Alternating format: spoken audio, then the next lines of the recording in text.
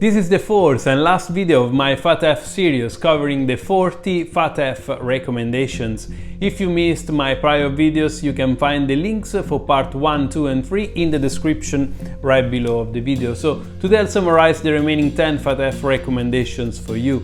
But before we dive into it, if you're finding this video valuable, make sure you subscribe to FinCrime Agent and press the thumb up on the video. This will make it very easy for you to consume new videos when they are going live on my channel, and it will allow me to make more contents for you in the future. Now, with the housekeeping done, let's jump right into today's video.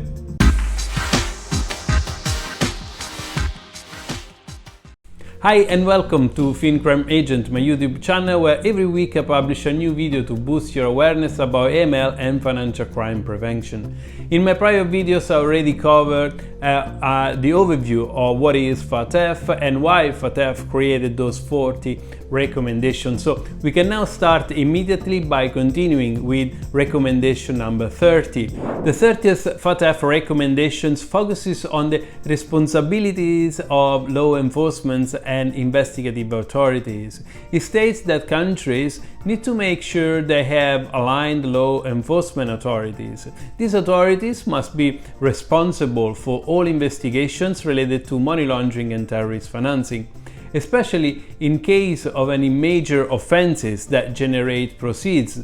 These authorities have to make a parallel financial investigation to counter the risk of money laundering and its predicate offenses and of terrorist financing as well. All member countries need to make sure that these selected authorities identify, trace, and take action to stop any proceeds of crime. Also, countries need to make sure that these investigations must include authorities from other countries if that is needed. Moving on, the 31st recommendation focuses on powers of law enforcement and investigative authorities. It states that during the investigations for money laundering and terrorist financing by the selected authorities, FATF recommends all member countries to ensure that any necessary information and documents must be available to those authorities. This means that the authorities have powers to use measures to ensure the availability of records held by any financial institutions, any DFNBPS, the Financial Investigation Units, or any other natural or legal person.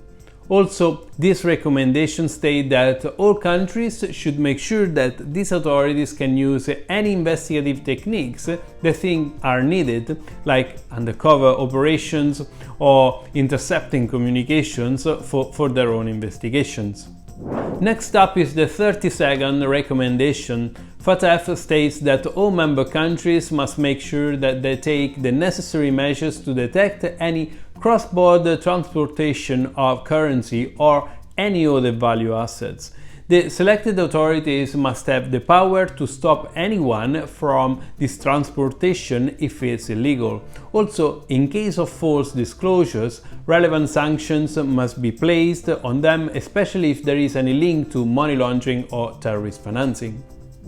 Moving on, the 33rd recommendation talks about statistics, and it states that all member countries should keep comprehensive statistics going to make sure that the anti-money laundering and counter-terrorist financing systems are all working effectively and efficiently. This includes statistics on all suspicious activity reports or STRs, all money laundering and terrorist financing activities, the prosecutions and convictions, and all frozen and seized properties.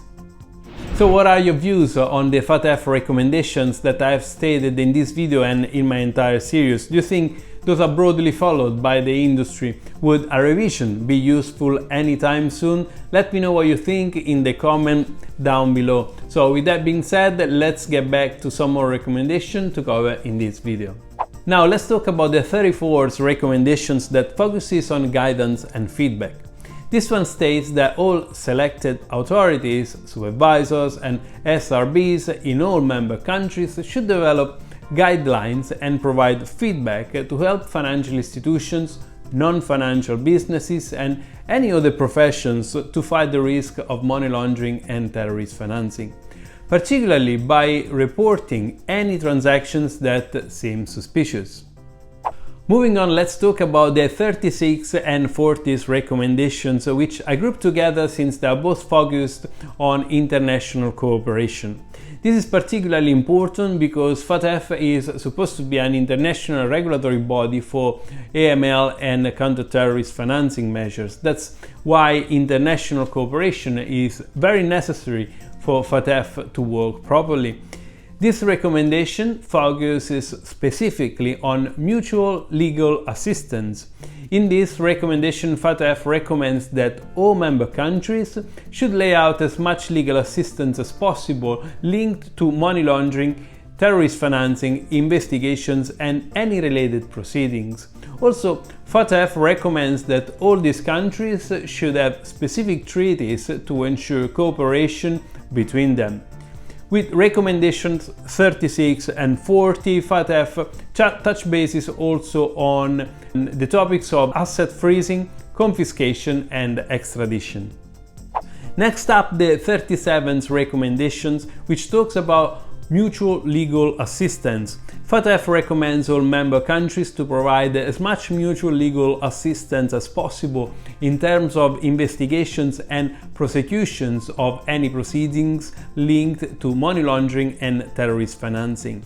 Countries following FATF recommendations should have the necessary legal basis to help and improve cooperation. This means that no member countries should forbid or place restrictions on providing this mutual and legal assistance. Also, all member countries should make sure that clear measures are taken to execute mutual legal assistance requests on a priority basis. No member countries should refuse a request for mutual legal assistance, and finally, all these countries should also maintain the confidentiality aspect on mutual and legal assistance when some requests are raised. And finally, let's end the video with the 39th FATF recommendation, which focuses on extradition. It states that countries should carry out all extradition requests linked to money laundering and terrorist financing without causing any delays. Countries under FATF recommendation should take all necessary measures to make sure that any person linked to terrorist financing should not be provided safe haven at all. All countries should make sure that money laundering and terrorist financing are extraditable offenses and effective processes are taken to timely execute the extraditable request. Finally, no member countries should place any unreasonable restriction on the execution of these requests. So with that, we now completed all 40 FATF recommendations. As I mentioned earlier, do let me know in the comments down below your feedback to let me know if you have enjoyed my series, or even more broadly, just to share your view about some of those FATF recommendations. As always, if this video was useful to you, you can show your appreciation and support my channel by subscribing to FinCrime Agent and press the thumb up on this video. Also, remember to check the description of the video where you will find the linked references to the FATF recommendation, as well as how to become part of our community on patreon.com/fcagent. And lastly, thank you for watching. I hope you have enjoyed my series and this video, and until next time, see you soon.